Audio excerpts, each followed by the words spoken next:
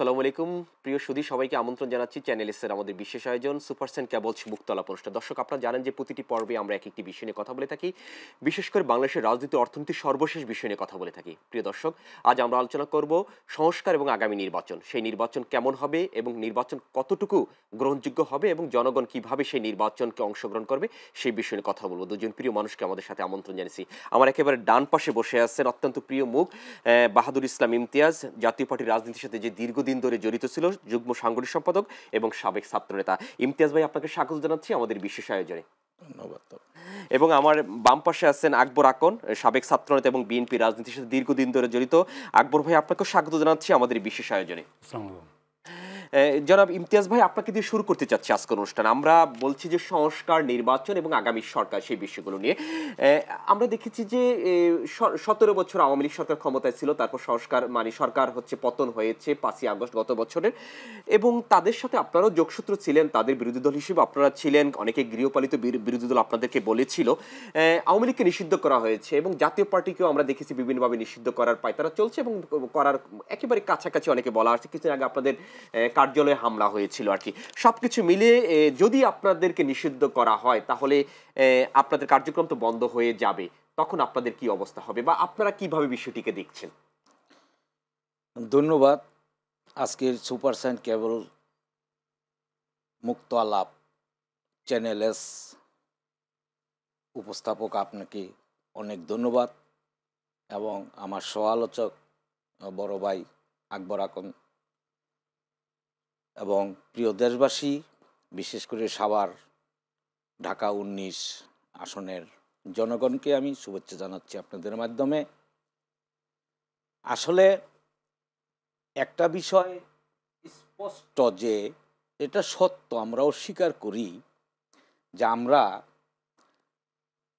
গৃহবন্দী বা গৃহপালিত বিরোধী দল ছিলাম, এটা সত্য। কারণ আমাদের নেতাকে যেভাবে যখন যেখানে প্রয়োজন সেখানেই তারা ব্যবহার করছে এবং তাদের স্বার্থে ব্যবহার করছে। পাশাপাশি আমাদের দলকে খণ্ড বিখণ্ড করছে, দলকে দলীয় নিজেদের যে একটা রাজনীতি, জাতীয় পার্টির যে একটা রাজনীতি, সেই রাজনীতিটা আমাদের করতে দেয় নাই। আমাদের নেতা জীবিত থাকা অবস্থায় সাবেক রাষ্ট্রপতি বারবার বলেছেন যে আমি শৃঙ্খলবদ্ধ, আমি ইচ্ছা করলেই মুক্ত বাতাসে পাখির মতো উঠতে পারি না। এগুলো আপনারা দেখছেন। তো এখন যে বিষয়টা দেখেন, আমাদের বর্তমানে মাননীয় পার্টির চেয়ারম্যান গোলাম মোহাম্মদ কাদের, উনি অত্যন্ত একজন ভালো মানুষ, উনি একজন ইঞ্জিনিয়ার, উনি সরকারি বিভিন্ন পদে সচিব ছিলেন, পেট্রো বাংলার চেয়ারম্যান ছিলেন, অর্থাৎ সরকারি জব করছেন। আমাদের সাবেক রাষ্ট্রপতি যখন ক্ষমতায় ছিলেন তখন উনি যে এরশাদ সাহেবের ভাই, এটাও কিন্তু কেউ জানতেন না, আমরাও জানতাম না। আমরা 90-এর পরে যখন উনি এমপি হয়েছেন প্রথম, তারপর আমরা নাম শুনলাম। তো যাই হোক, উনি অত্যন্ত সহজ সরল এবং ক্লিন ইমেজের লোক। আপনারা জানেন উনি কিন্তু আওয়ামী সরকারের আমলে 2টা মন্ত্রণালয় চালাইছে, কিন্তু তার মন্ত্রণালয় একটু দুর্নীতির কোনো গন্ধ পর্যন্ত পাওয়া যায় নাই, এবং সে 4বারে এমপি ছিলেন, দলের চেয়ারম্যান। তো আজকে জিএম কাদেরকে নিয়ে বা জাতীয় পার্টিকে নিয়ে যে কথাটা আলোচনায় আসছে, আপনি যে কথাটা বললেন যে নিষিদ্ধর ব্যাপারটা, দেখেন একটা দলকে নিষিদ্ধ করতে হলে রাষ্ট্রীয় কিছু কন্ডিশন আছে, যে কন্ডিশনগুলা যদি কোনো রাজনীতিবিদের দ্বারা বা কোনো দলের দ্বারা যদি সংগঠিত হয়ে থাকে বা রাষ্ট্রের যদি কোনো রাষ্ট্রদ্রোহী কাজ হয়ে থাকে, তার মধ্যে যেমন কোনো সংগঠন যদি উচ্ছৃঙ্খলতা এবং উচ্ছৃঙ্খল দল এবং রাষ্ট্রের বিরোধিতা কোনো কাম করে এবং তাদের যদি দলের মধ্যে যদি কোনো সন্ত্রাসী থাকে, এই ধরনের কিছু গাইডেন্স আছে, যেই এইগুলা ইস্যুগুলা আমাদের জাতীয় পার্টির মধ্যে একেবারেই নাই। আচ্ছা। এক।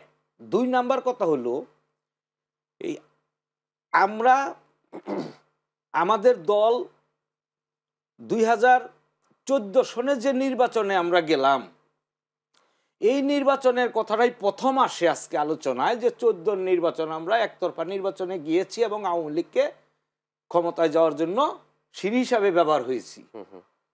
আপনি দেখুন ১৪ সনের নির্বাচনে আমাদের প্রয়াত নেতা সাবেক রাষ্ট্রপতি পল্লী বন্ধু হোসেন মোহাম্মদ এরশাদ যখন ঘোষণা দিলেন যে আমি নির্বাচনে যাব না, তখন কিন্তু আমাদের এই বর্তমানে জাতীয় পার্টির মাননীয় চেয়ারম্যান গোলাম মোহাম্মদ কাদের, উনি কিন্তু সেদিন নির্বাচনে যান নাই এবং এমপি হন নাই। আচ্ছা। তাহলে কি করে সে ১৪ নির্বাচনের মানে অন্যায়ের ভাগিদার হবেন বা সিঁড়ি হয়েছিল? সিঁড়ি কিভাবে হলেন? ২০১৮ সনে সমস্ত রাজনৈতিক দল নির্বাচনে গিয়েছেন, আমরাও গিয়েছি। আচ্ছা। ২০২৪-এর নির্বাচনে আপনারা দেখছেন, দেশবাসী দেখছে, মিডিয়াতে আছে, উনাকে গৃহবন্দির মতো করে পার্টির অফিসে আটকে রেখে জোরপূর্বক তাকে ডিজিএফআই নির্বাচনে যেতে বাধ্য করেছেন। আচ্ছা।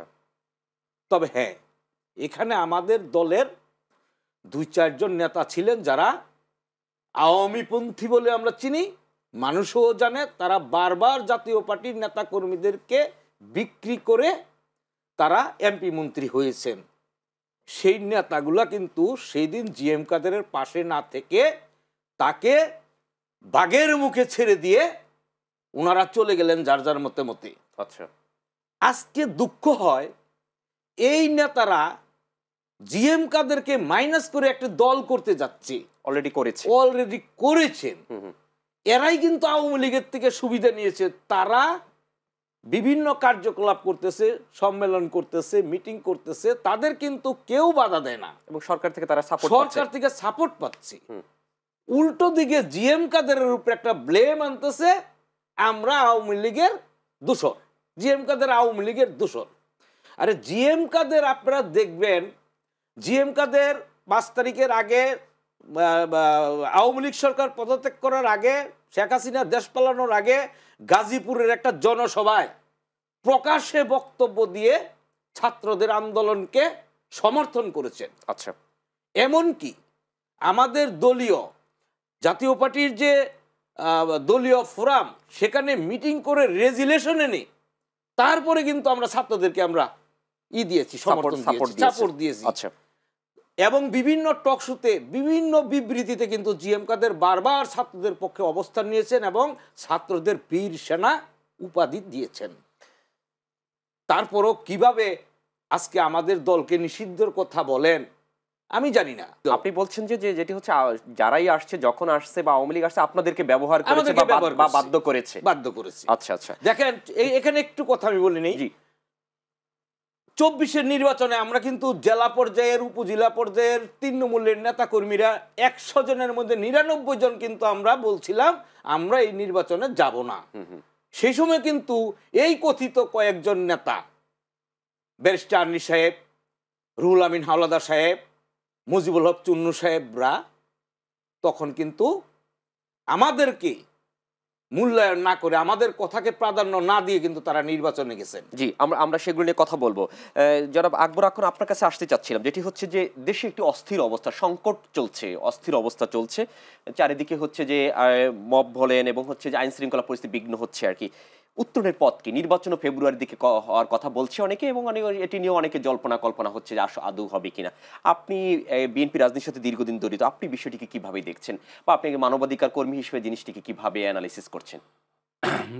ধন্যবাদ চ্যানেলকে এবং নয়ন ভাইকে এবং ইমতিয়াজ ভাইকে।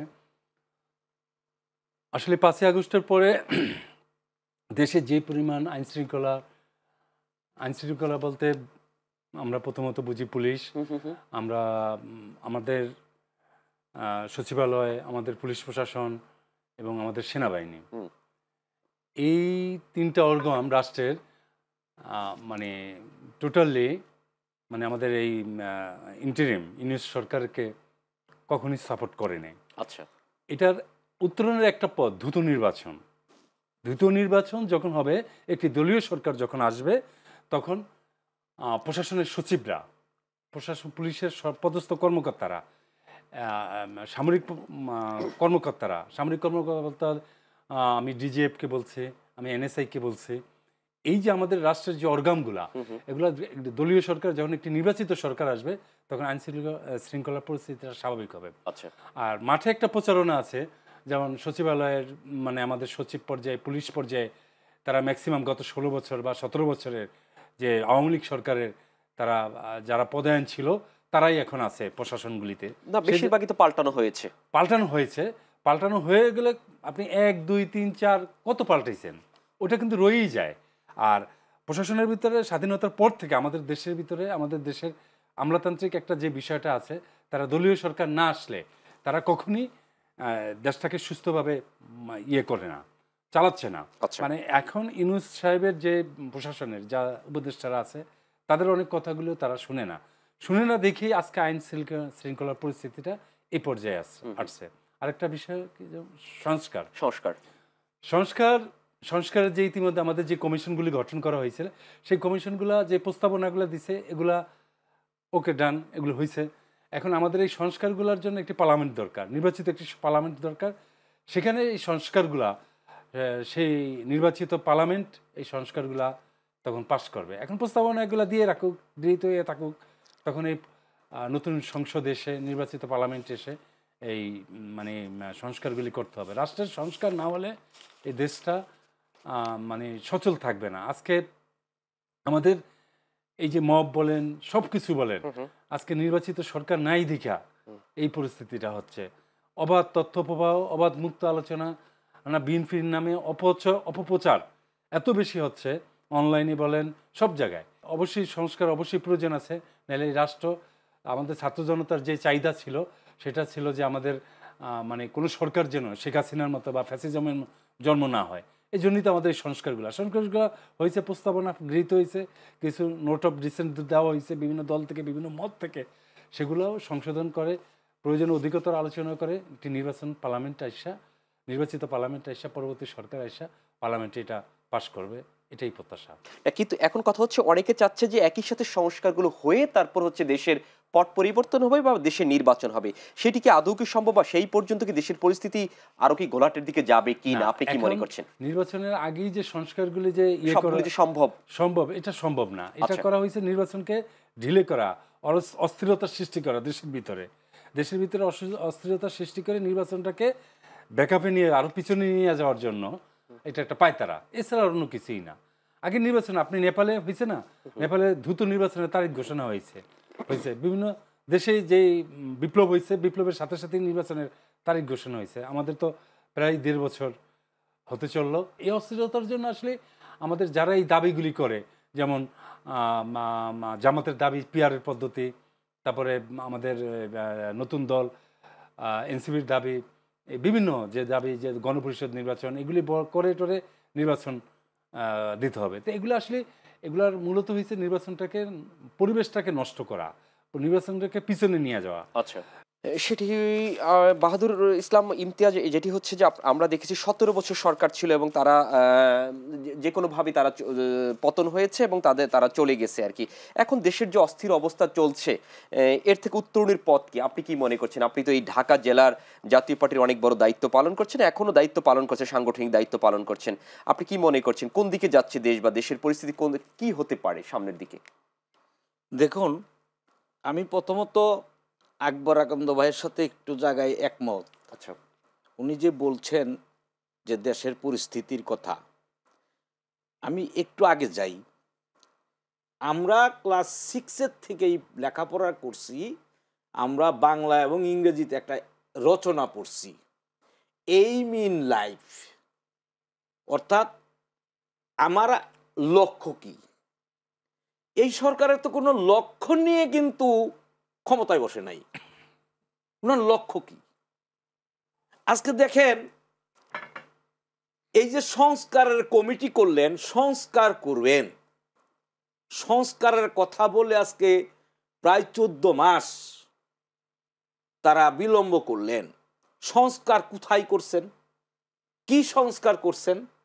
আপনি দেখান, নির্বাচন করার জন্য যে সমস্ত সরকারের অর্গানগুলো কাজ করবে, আনসার থেকে শুরু করে পুলিশ এবং আর্মি, বিডিআর, স্কুলের শিক্ষক পর্যন্ত, অর্থাৎ প্রিজাইডিং অফিসার, এগুলা কি কোনো সংস্কার ওনারা করছেন? কিভাবে নির্বাচন হবে? এই নির্বাচনে আজকে নির্বাচন কমিশন একজন আপনারা বানাইছেন, যে নির্বাচন কমিশনকে বানাইছেন এই সরকারই তো বানাইছি। এই সরকার কি নিরপেক্ষ নির্বাচন বলতে পারবেন? নির্বাচন কমিশন কি নিরপেক্ষ? যদি নিরপেক্ষ হয়ে থাকে তাহলে সে কেন এখনো বলে সরকার যখন বলবে তখন আমি নির্বাচন দিব? আচ্ছা, তাহলে সরকারের সাথে এখনো তাদের লিয়াজুটা রয়েই গেছে, সরকারের কাছেই তারাই করে। না, নির্বাচন কমিশন যেহেতু সরকারের সাথে তাদের একটা যোগসাযোগ রয়েছে, কিন্তু তাদের সরকারের গ্রিন সিগন্যাল ছাড়া তো তারা নির্বাচনে দিতে পারে না।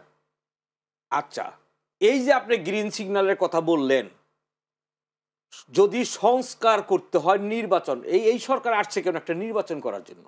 তারা তো দীর্ঘদিন থাকার জন্য আসে নাই, বা একটা মেয়াদ নিয়ে আসে নাই। তাদের উদ্দেশ্যই ছিল দেশে একটা সুষ্ঠু, সুন্দর, নিরপেক্ষ, অংশগ্রহণমূলক নির্বাচন হবে। কই সেই আশা তো আমরা দেখতেছি না। আচ্ছা, আজকে দেখেন, আওয়ামী লীগকে আপনারা নিষিদ্ধ ঘোষণা করছেন, ভালো কথা। আবার জাতীয় পার্টিকেও আপনারা ঘোষণা করতেছেন, নিষিদ্ধ করার পায়তারা করতেছেন।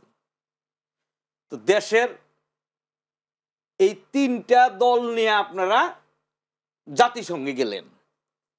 এই তিনটা দলই কি দেশের? আর কেউ নাই?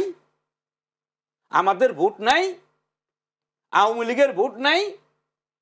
যদি আপনি আজকে নির্বাচন দেন, আমি ভোট দিতে গিয়ে আমি ধরে নিলাম আমাদের দল আপনারা নিষিদ্ধ করে দিলেন, কিন্তু আমি ভোটার হিসেবে তো ভোট দিতে যেতে পারবো নাকি? আচ্ছা, এই অধিকার তো আমার আছে নিশ্চয়ই। তাহলে যদি ভোটার যদি ভোট দেওয়ার জন্য যদি অধিকার যদি আপনি নিশ্চিত না করেন, আমি যে ভোট দিতে যাব আমার ওখানে মব হবে না, আওয়ামী লীগের দোসর বলে আমাকে ওখানে মারবে না, এই নিশ্চয়তাটা কে দিবে আমাকে? আমরা কি পেয়েছি? এই নিশ্চয়তাটা কি সরকার দিতে পারছেন? পারে নাই তো। তাহলে কিভাবে একটা সুষ্ঠু নির্বাচন হবে? সেই ব্যাপারে কি সরকার কোনো পদক্ষেপ নিছে? নাই। এখন এই সংস্কার প্রথমেই করা উচিত ছিল তার নির্বাচনী ব্যবস্থা। আচ্ছা, নির্বাচনী ব্যবস্থা যদি সংস্কার করত, তাহলে আমার মনে হয় এই যে আজকে যে বর্তমানে আইন শৃঙ্খলার অবনতি, মব হচ্ছে, চাঁদাবাজি হচ্ছে, ডাকাতি হচ্ছে, ছিনতাই হচ্ছে, মানুষের ঘরে থাকার নিশ্চয়তা নাই, মা বোনের ইজ্জত নষ্ট হচ্ছে, চট্টগ্রামে অস্থিরতা বিরাজ করতেছে, এই জিনিসগুলা কিছুই হতো না। আজকে একটা জিনিস ক্লিয়ার আপনাদের বুঝতে হবে, একটা দেশ একটা স্থিতিশীল জায়গায় পৌঁছাইতে হলে একটা নির্বাচিত সরকারের দরকার। অর্থাৎ একটা নির্বাচিত সরকারের অর্গানে বহু নেতা কর্মী, যোগ্য লোক থাকে, তারা যার যার জায়গায় থেকে রাষ্ট্রকে তারা সাপোর্ট দেয়। হয়তোবা আরো ৩-৪ মাস সময় আছে, সেই সময়ের মধ্যে হয়তোবা হতে পারে। দেখুন, ফেব্রুয়ারিতে নির্বাচন হবে, এইটা বারবার ডক্টর ইউনূস সাহেব বলতেছেন, কিন্তু নির্বাচন যে হবে এইটার গ্যারান্টি তো জনগণ এখনো পায়নি। আমরা গ্যারান্টির কথা আরো শুনবো, আমরা বিরতিতে যাব, তারপর আপনার গ্যারান্টির কথা শুনবো, আপনার এই মূল্যবান কথাগুলো। আকবর, এখন যেটি হচ্ছে একটা প্রশ্ন রেখে বিরতি দিতে চাচ্ছে আপনাকে, সেটি হচ্ছে যে ইউনূস সরকার থেকে বারবার বলা হচ্ছে যে সঠিক সময় নির্বাচন এবং ফেব্রুয়ারির প্রথম সপ্তাহে নির্বাচন দেবে আর কি। সেই নির্বাচন নিয়ে কিন্তু এখনো দোয়াশোয়ার মধ্যে কিন্তু সবাই রয়ে গিয়েছে আর কি। নির্বাচন যদি সঠিক সময় না হয় তাহলে কি দেশের পরিস্থিতি আরো সংকটাপন্নের দিকে যেতে পারে কিনা, সেই বিষয়গুলো আপনার সাথে জানবো একটা ছোট বিরতির পরে। প্রিয় দর্শক, আমরা যাবো সুপারসেন কেবলসের সৌজন্যে ছোট্ট বিরতিতে। থাকুন আমাদের সাথে, ফিরছি একটু পরেই।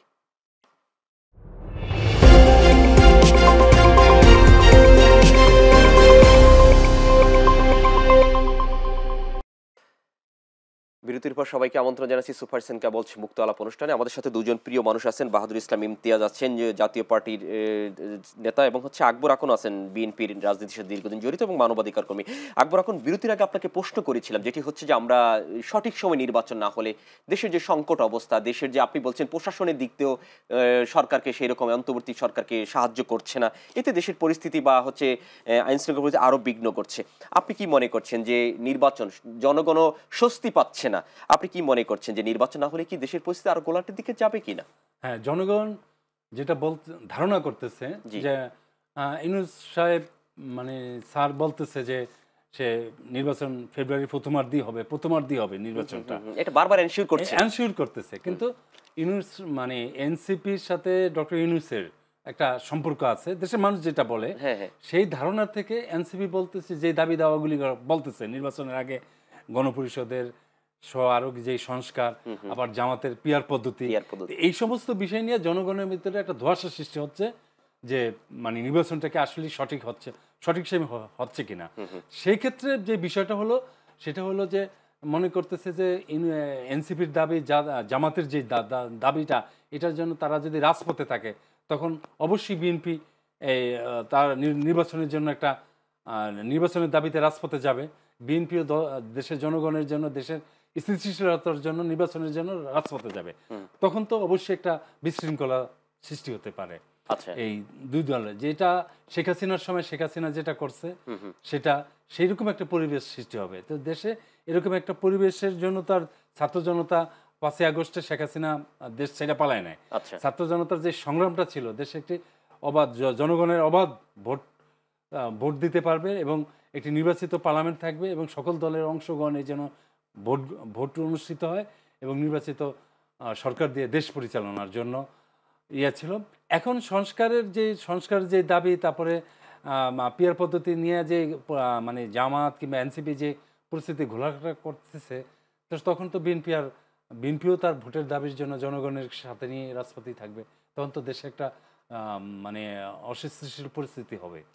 একটি বিষয় হচ্ছে যে আমরা দেখেছি যে গত কয়েকটি হচ্ছে ছাত্র সংসদ নির্বাচন গিয়েছে, সেখানে দেখছি বিএনপির যারা ছিল ছাত্র নির্বাচন দাঁড়িয়েছে তাদের দেখেছি অনেক ভরাডুবি, এবং হচ্ছে জামাত, দুটি প্রতিষ্ঠানে জামাত সেখানে জয়লাভ করেছে।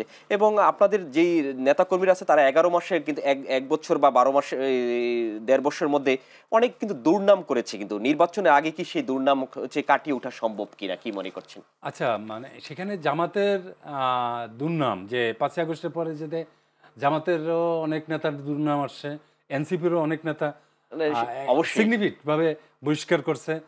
সেখানে বিএনপি বড় দল, সেখানে যেখানে অভিযোগ আসছে সেখানে তারেক রহমানের নির্দেশে প্রত্যেকটা জায়গা থেকে সবাইকে বহিষ্কার করা হয়েছে। আরেকটা বিষয় বলছেন আপনি, ডাকসু নির্বাচন। ইতিমধ্যে আপনি দেখেছেন ডাকসু নির্বাচনের যে অভিযোগগুলা একে একে কিন্তু সব বের হচ্ছে। আপনি দেখেন যে নির্বাচনের ডাকসুর আবিদ, আমাদের যে বিপি প্রার্থী ছিল, তার ভোটের হার এবং যে শিবির জামাতের যে বিপি হয়েছে, বিপি ঘোষণা করা হয়েছে, তার ভোটের হার লং ডিস্টেন্স। হ্যাঁ, ভোটের মানে ছাত্রদল যে জিততে হবে এমন কোনো কথা না, কিন্তু আপনি সমীক্ষায় বলে কিংবা ভোটের রেজাল্ট হয়তো 500, 700, 1000 ভোটের ডিস্টেন্স হতে পারে।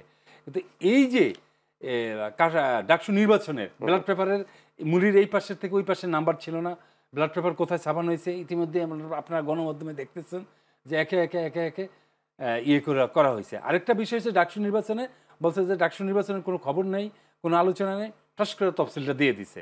কিন্তু বিসি সাহেব মানে পরিকল্পিতভাবে জামাতকে কিংবা শিবিরকে ইন্টারনালভাবে গোপনে বইলে রেখা বিএনপিরে মানে একটা সারপ্রাইজ ভাবে একটা তারিখটা দিয়ে দিছে। অপ্রস্তুতলি ভাবে ছাত্রদলকে ডাকসু নির্বাচনের তারিখটা দিছে, কিন্তু জামাত শিবিররা ইন্টারনালি ভাবে জানতো যে অমুক সময় নির্বাচনটা হবে। এটা একটা কৌশল।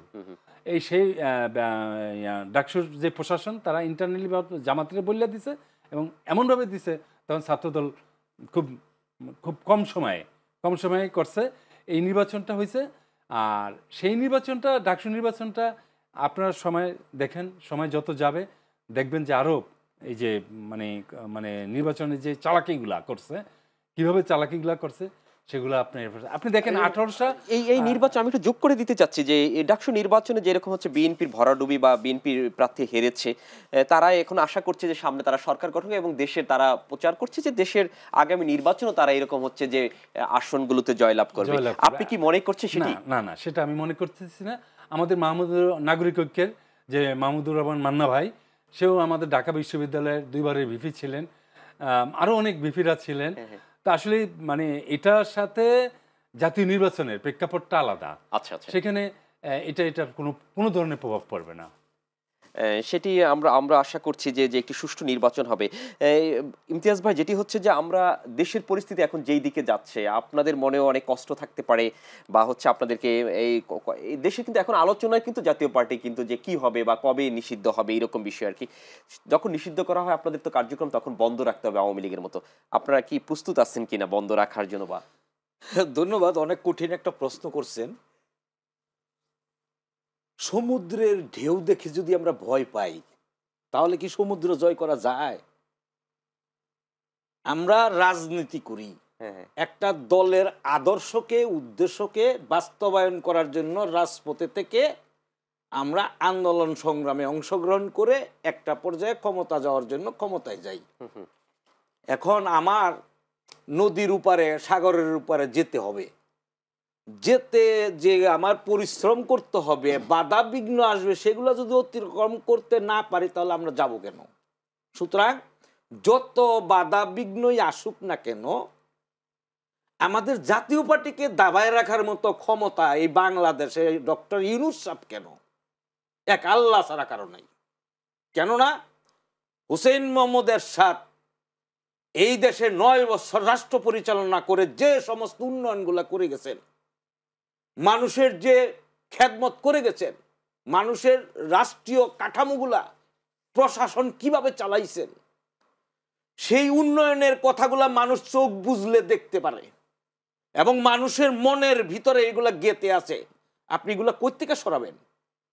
আমি বাহাদুর ইসলাম ইমতিয়াজ আজকে 40 বছর ধরে রাজনীতি করি, কিছুই পাই নাই গা। এখন আমি রিক্সা নিয়ে চলতে হয়, আমার গাড়িও নাই, বাড়িও নাই, পাড়াটাও নাই। অনেকে দেখছি, শিশু পার্টিরাও দেখছি, মানে এক একজনে এই 10-12 মাসে মানে কোটি কোটি হাজার হাজার কোটি টাকার মালিক হয়ে গেছে। কই আমরা তো ওই নেই গা, আমরা তো হতে পারি নেই গা। এখন আপনি যে কথাটা বললেন জাতীয় পার্টি যদি ব্যান করে দেয়, আর আওয়ামী লীগকে আপনারা নিষিদ্ধ করেছেন, কার্যক্রম স্থগিত করেছেন। ডক্টর ইউনূস সাহেব বিদেশে গিয়ে একটা পত্রিকায় বললেন যে কোনো সময় আওয়ামী লীগ ফিরে আসতে পারে। আর সামাল দেন না আওয়ামী লীগ রে, জাতীয় পার্টি নিয়ে চিল্লাচিল্লি পরে করেন। জাতীয় পার্টি এই দেশে 22 আসে নাই, জাতীয় পার্টি 9 বছর ক্ষমতায় ছিল। জাতীয় পার্টির শিকড় অনেক দূরে, অনেক কর্মী এখনো পার্টির অফিস ভাঙছে, রিক্সাওয়ালারা কান্নাকাটি করছে। ওদের কি পার্টির থেকে 10 টাকা কেউ দিছে?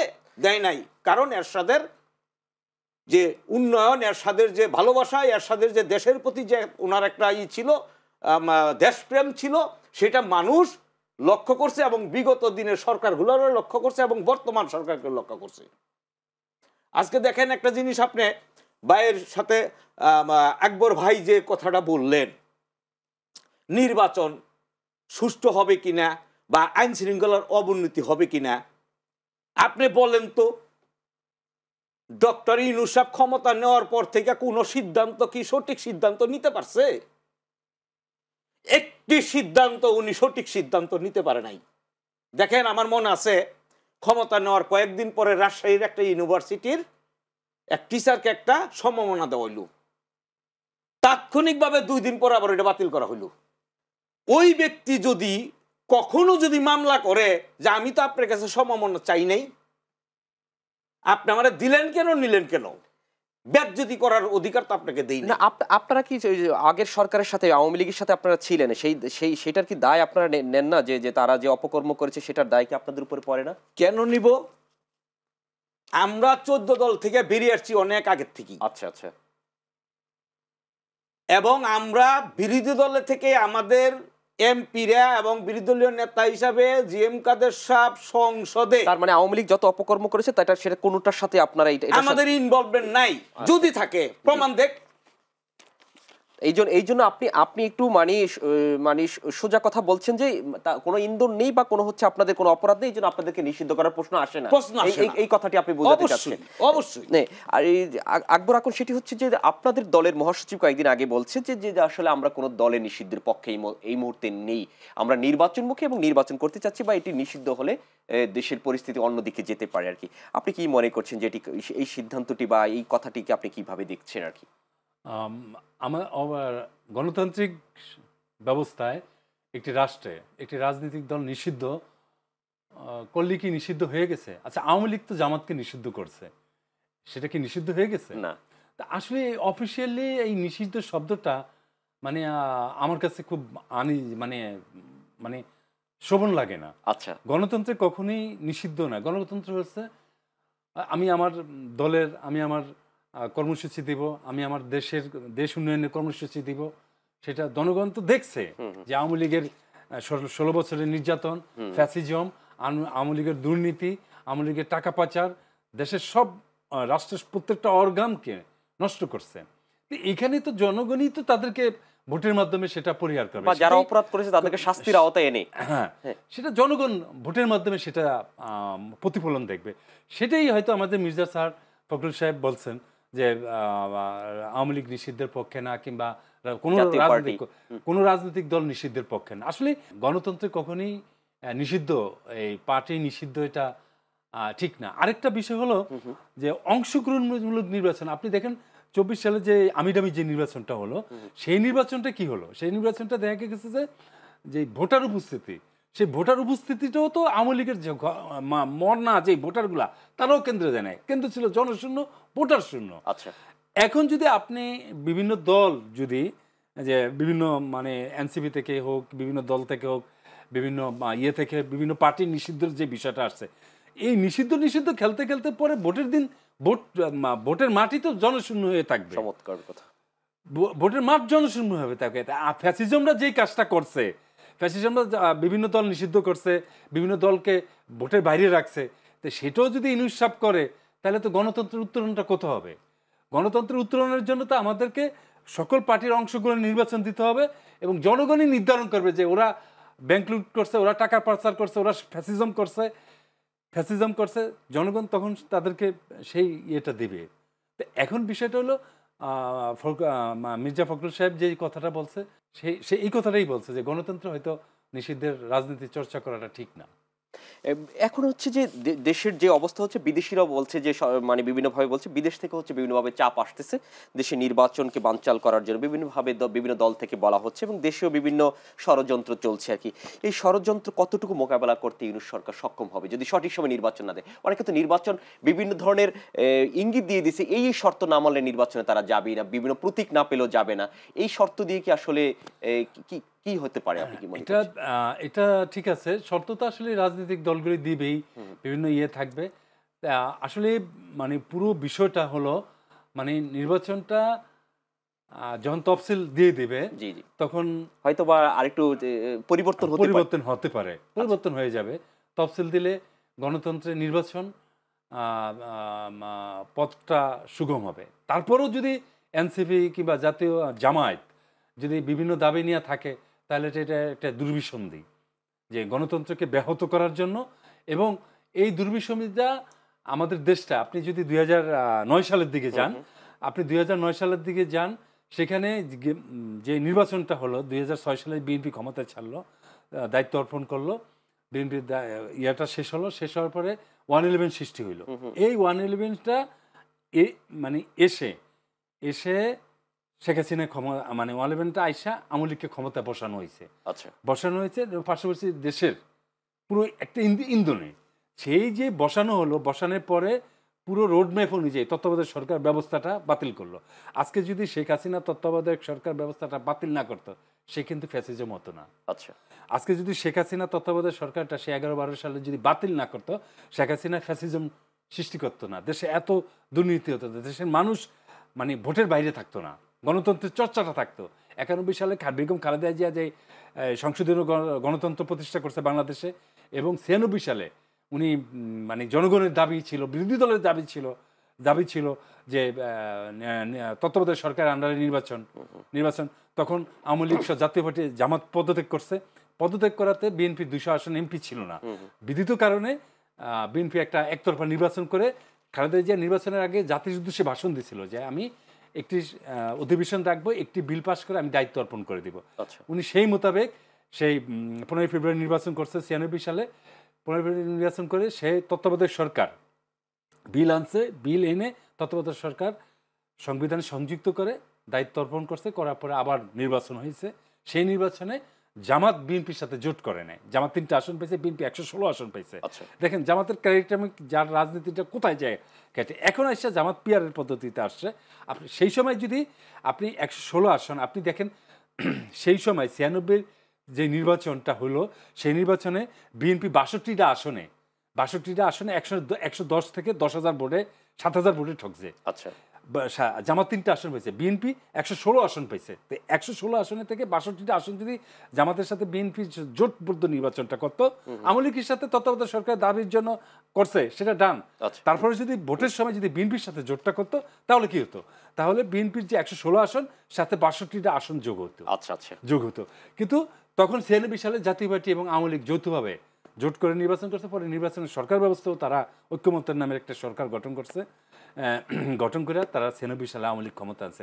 এই জামাতই আওয়ামী লীগকে 96 সালে 21 বছর পরে জামাত আওয়ামী লীগকে প্রতিষ্ঠা করছে বাংলাদেশের রাজনীতিতে। সেই জামাত এসে আপনি দেখেন 2001 থেকে 2006 পর্যন্ত মানে পুরো বেগম খালেদা জিয়ার যে সরকার ব্যবস্থাটা ছিল, বিষয়টা হলো পুরো দ্বারা নিয়ন্ত্রিত হয়ে পার্শ্ববর্তী দেশের গোয়েন্দা সংস্থা দ্বারা আমাদের পত্রিকা মিডিয়া এমনভাবে বিএনপির অপপ্রচারগুলি বেশি ছিল, বেশি করে 111 সৃষ্টি করে শেখ হাসিনা আনানো হয়েছে, এবং আনায়া শেখ হাসিনার ক্ষমতার লোভ দেয় তত্ত্বাবধায়ক সরকারটা বাতিল করার পরে দেশের আজকে এই পরিস্থিতি। ইমতিয়াজ ভাই, যেটি হচ্ছে আমরা শেষ করবো, আপনারা সামনে নির্বাচন, ফেব্রুয়ারিতে নির্বাচন হবে, সেই নির্বাচনে যদি আপনাদেরকে নিষিদ্ধ করা না হয় তাহলে কি আপনারা নির্বাচনে যাবেন কিনা, বা নির্বাচনের জন্য আপনাদের কোনো প্রস্তুতি রয়েছে কিনা? দেখুন, একটা নির্বাচন যখন শেষ করতে হবে, একটা নির্বাচন যখন শুরু হয় তখন কিন্তু একটা আমেজ শুরু হয়। আচ্ছা, এলাকার মধ্যে একটা সরগোল পড়ে যায় যে নির্বাচন। কই, আমরা তো সেইটা লক্ষ্য করতে পারতেছি না। হয়তো বা তফসিল দেওয়ার পরে হতে পারে। তফসিল দেওয়ার আগের থেকে কিন্তু এগুলো শুরু হয়। বিএনপি এবং জামাত কিন্তু অলরেডি শুরু করেছে। না, এখানে একমাত্র জামাত এই যে বাইজে একটা কথা বললেন, যদি সময় থাকে তাহলে বলি, আমরা শেষ করতে হবে। শেষ করার আগে একটু বলি, এই যে মনে করেন যে ডাকসু নির্বাচনের কথা বললেন, এই ব্যাপারে আমি একটু এক মিনিট বলতে চাই। দেখেন, যে ঘটনাটা ঘটছে কেউ কিন্তু এই ঘটনাগুলো সামনে আনে না। এই 17 বছর বিএনপি ছাত্র দলের নেতৃবৃন্দ কিন্তু হলে থাকতে পারে না, যেতে পারে নাই, কিন্তু শিবির কিন্তু ছিল, এবং আওয়ামী লীগের সাথে ছাত্রলীগের সাথে মিলা ছিল। 5 তারিখের ঘটনার পরে ছাত্র দল বিভিন্ন তাদের দুর্নাম যেহেতু আছে, এটা অস্বীকার করার নাই, ছাত্র দল বিভিন্ন অপকর্মের মধ্যে না হইলেও কিছু হইলেও তাদের জড়িত ছিল, এবং আওয়ামী লীগ হটাও, আওয়ামী লীগের প্রতিহত করো, এই মিছিল স্লোগান লয়ে যখন রাজপথে সড়ক ছিল, ঠিক সেই সময়টায় ছাত্র শিবির কি করছে জানেন? ওরা তো চিনে কে ছাত্রলীগ করে, কারণ দীর্ঘদিন ওরা ছাত্রলীগের বন্ধু ছিল। এই বন্ধুদেরকে বলছে হলের একটা মানে নিয়ম আছে, ইউনিভার্সিটি লেখাপড়ার সার্থকতা হইলো হলে থাকা, হলে খাওয়া, ক্যান্টিনে খাওয়া। যে ছাত্ররা হলে থাকতে পারে না এবং ক্যান্টিনে খেতে পারে না, তার অসমাপ্ত মনে হয় যে আমি ইউনিভার্সিটি অসমাপ্ত হইলাম।